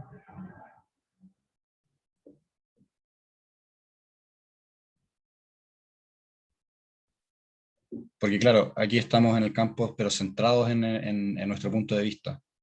Pero aquí estamos viendo en otro punto de vista, acá afuera. Aquí.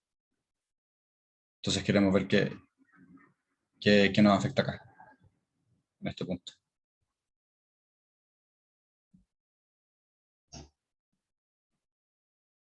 Es complicado de ver. Es complicado de ver. De hecho, incluso podríamos, a ver, campo mágico, cable. Vamos a ver si es que aquí hay una imagen rápida. Tenemos aquí, pucha, aquí se puede ver la dirección del campo, ¿ya?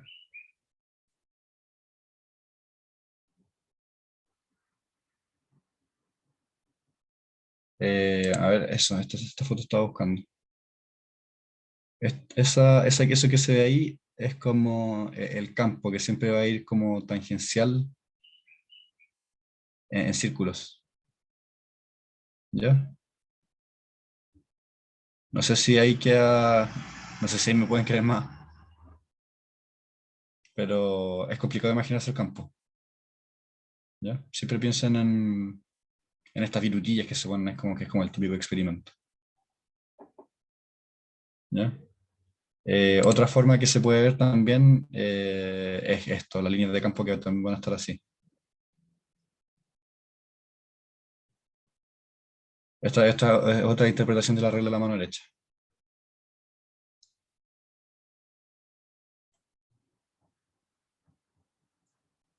¿Ya? Ya, entonces eso. Van a ir tangencialmente aquí con respecto a la corriente, acá. ¿Ya? Si es que quieren ver hacia dónde va la fuerza con la regla de la mano derecha, entonces véanlo así, y si es que quieren ver dónde van las líneas de campo, véanlo con la mano cerrada y simplemente pongan la corriente hacia dónde está yendo la corriente. Así es más fácil ver la línea de campo. Con la mano cerrada para ver dónde están yendo las líneas de campo, y con la mano abierta para ver hacia dónde va la fuerza. Esa es otra forma también de poder verlo más fácilmente. No sé si quedan dudas con respecto a esto.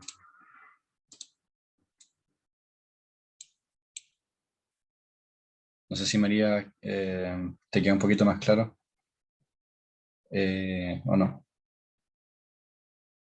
Ya, igual es como medio pues, antiintuitivo de ver. Siempre es mejor imaginárselo en el mundo físico, con la virutilla. Ya. Entonces ahora, análogamente, ya, entonces estamos asumiendo que aquí esto está en sentido horario, por así decirlo, horario. Y aquí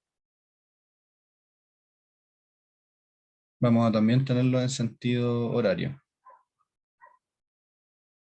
con la regla aquí de la mano derecha. Entonces aquí el campo tangencial va a ir como para abajo, ¿verdad? Donde este va a ser como el campo B1, que va a tener una componente en X y en menos Z.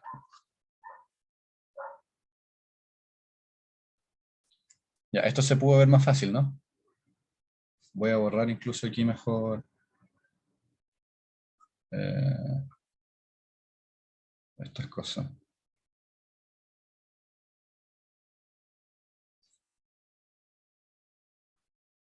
¿Ya? Entonces, aquí quería llegar con esto, entonces que aquí se produce una cierta simetría, ¿verdad? De campos, donde el único campo resultante, el V3 neto, el V3 va a ser V3 en X tongo.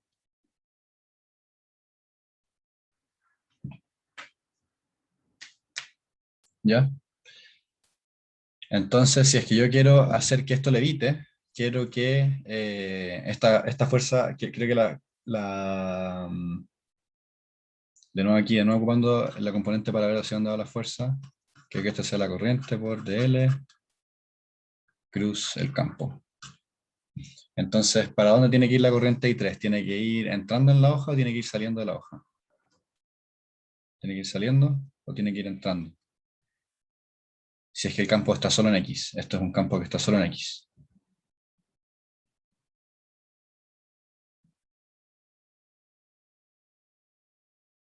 Para que mi fuerza magnética vaya para arriba.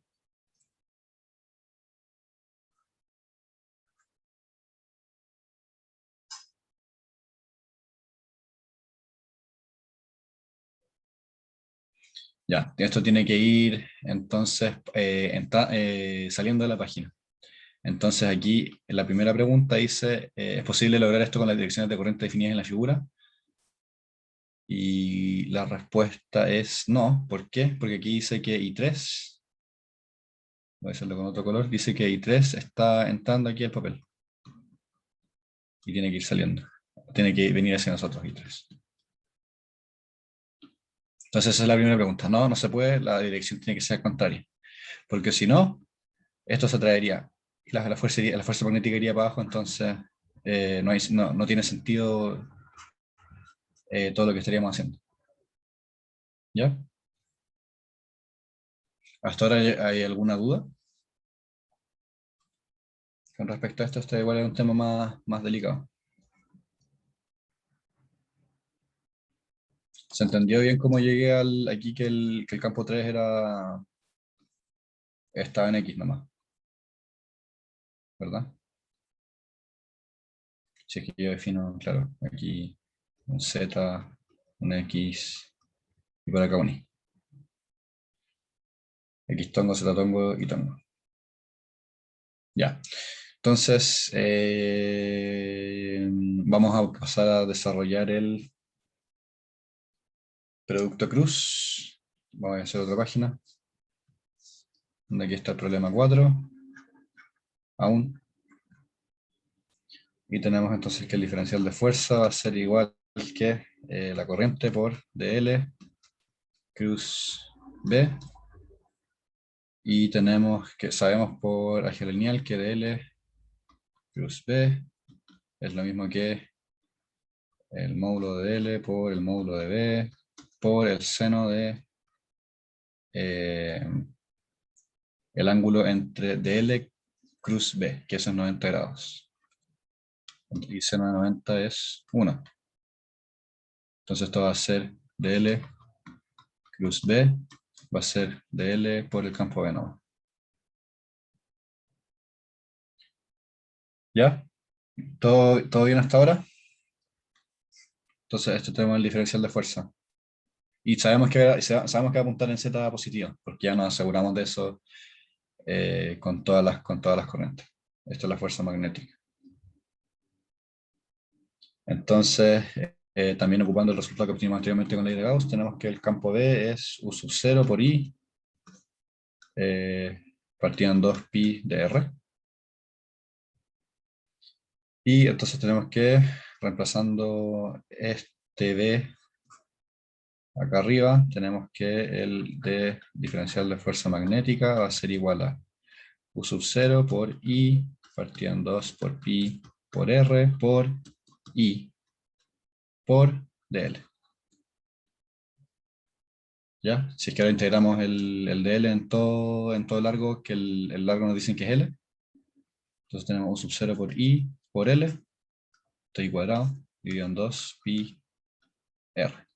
Esta es la fuerza en magnética en Z tongo positivo. Z tongo.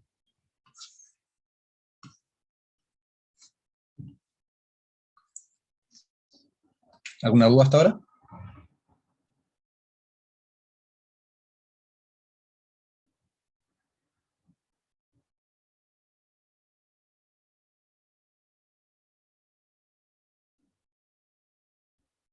Ya, entonces, ya tenemos que esta es la fuerza magnética y tenemos que la fuerza magnética va a actuar 2 veces por simetría. Por simetría, tenemos que la fuerza magnética total va a ser igual a 2 veces la fuerza magnética en Z-tongo. Y tenemos que entonces que igualar que la magnitud de las 2 veces la fuerza magnética tiene que ser igual a la fuerza de gravedad que se va a ejercer en el cable que queremos que levite. ¿Ya? Y la masa del cable que queremos que levite tiene una densidad chuta. Tiene una densidad de masa ρ por unidad de largo. ¿Ya? Entonces tenemos que hacer lo siguiente. La fuerza de gravedad va a ser lo mismo que la masa por G, ¿verdad? Pero la masa sabemos que es ρ por el largo por G. Entonces tenemos que la fuerza. Finalmente tenemos que la fuerza de gravedad tiene que ser 2 veces la fuerza magnética, el módulo de la gravedad, para que levite. Entonces tenemos que ρ por el largo por la fuerza de gravedad, es lo mismo que 2 por U sub 0 por L por I cuadrado, dividido en 2pi sub R. Y aquí despejando entonces el I, tenemos que I es lo mismo que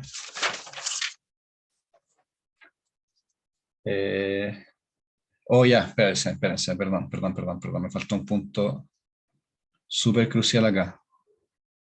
Súper crucial, de hecho. Ya. Tenemos que la fuerza magnética, perdón. Perdón, chiquillos. Ya, tenemos que la fuerza magnética en esto no necesariamente va a ser aquí en Z-tongo. Tenemos que proyectarla aquí en Z-tongo. Porque esta es la fuerza magnética en todo el espacio. Sí, justo eso sí, me equivoqué, perdón, me equivoqué. Justo eso voy a resolver ahora, perdón, me equivoqué. Ya, entonces la pregunta es, ¿por qué no usamos solo la componente X del campo sacar la fuerza? Y lo hicimos con la expresión completa. Perdón, María José, no entendí tu pregunta. ¿Se escucha? Sí, Ya, es que para sacar la fuerza usamos como toda la expresión del campo, que era mu sub 0 y dividido en 2πr. Pero nosotros dijimos que el campo iba a ir solo en X y sí. las componentes Z se iban a eliminar. Eso, no hay que hacer nada con esa expresión del campo, solamente se pone completa. Sí, no, claro, ya. Creo que lo siguiente va a resolver tu duda. Ya, súper. Voy a agregar esto, de hecho ya. Voy a agregar una página aquí entre medio. Ya. Aquí tenemos, ¿verdad? El cable 1. Y aquí tenemos el cable 3. Y sub 1 y sub 3. Aquí tenemos lo siguiente. Tenemos que se va a formar un ángulo acá. Aquí nos dan una altura h.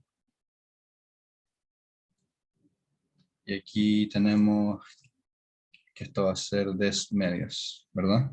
Aquí tenemos la hipotenusa que le voy a poner C. Y aquí esto va a tener un ángulo acá, un ángulo de teta, porque esto lamentablemente no está en el mismo eje. Entonces lo que queremos hacer es proyectar la fuerza completa que nos da, la fuerza magnética completa que nos da, que fue aquí la que obtuvimos aquí, U sub 0 y cuadrado por L dividido en 2πr. U sub 0 y cuadrado dividido en 2πr. Y queremos proyectarla solo en el eje Z.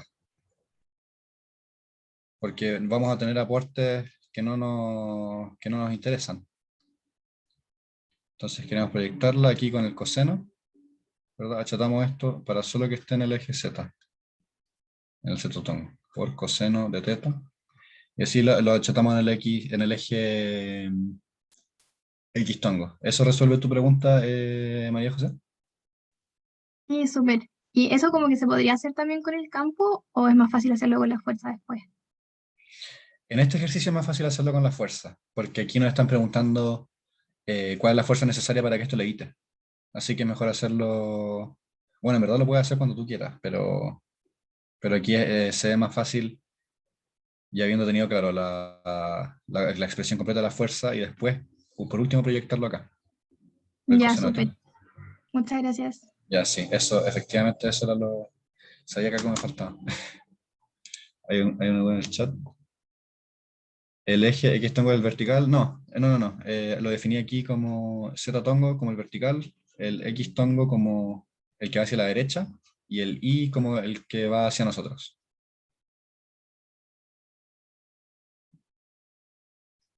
Z tongo va para arriba, ya.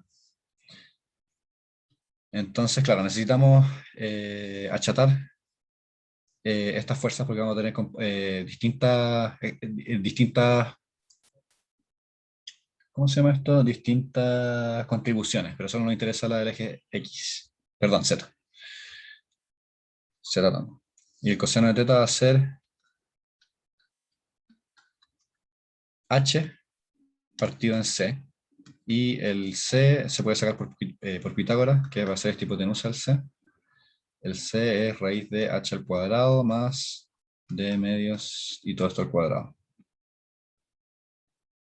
Entonces va a ser H partido en raíz de H cuadrado más D medios, todo esto al cuadrado.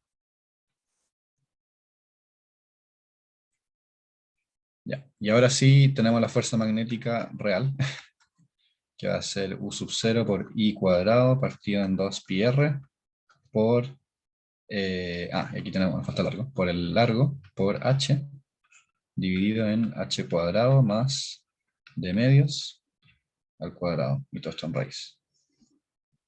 Y esto va a ser la fuerza magnética, y ahora sí va a ser en Z tongo. porque ahora lo proyectamos, la fuerza total que teníamos en Z-tomo. Ya. Y esto sigue siendo válido, este producto cruz sigue siendo válido, por si acaso.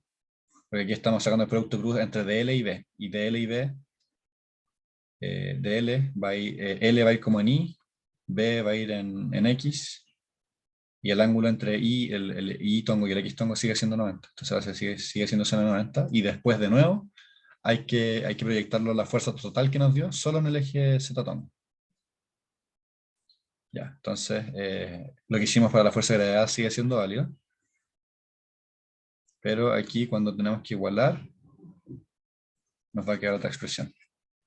Nos va a quedar 2 por mu sub 0 por I cuadrado por L por H, partido en 2pi, entonces todos se cancelan, 2pi R raíz de H cuadrado más D partido en 2 al cuadrado.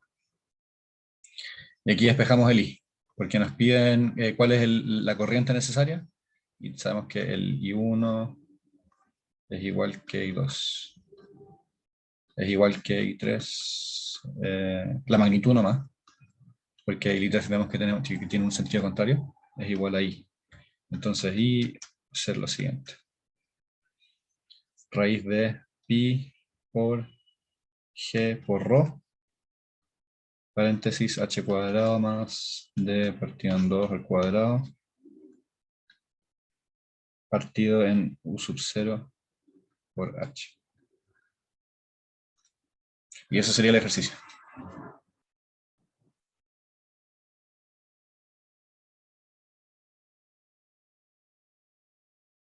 ¿Alguna duda?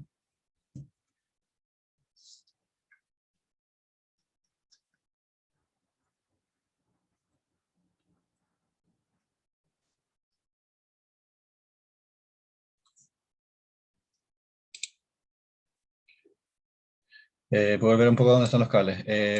¿Prefieres que te muestre el enunciado o que te muestre las direcciones de las fuerzas? Ya, perfecto. ¿Te refieres a estas direcciones de las fuerzas? ¿O a las que escribí en el anteriormente? Ya.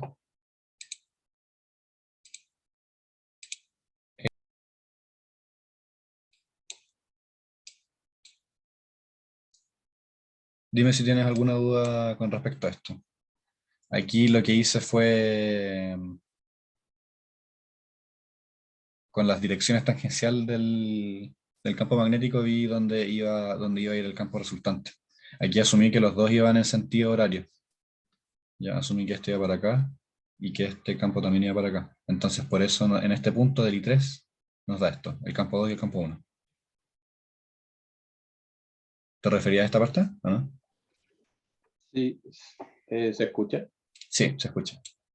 Sí, me refería a esa parte, pero es que no entendí muy bien cómo se cancelan como el Z tongo de los dos campos, o de los tres, no sé. Ya, aquí estamos viendo, ya, ¿entendiste por qué era tangencial, verdad? ¿Entendiste esta parte de acá? Sí, Esto sí, tiene que ver sí. más como con la materia ya. Entonces, aquí estoy asumiendo que estas dos cosas van en sentido horario. Entonces, voy a borrar esta cosa. Perdón.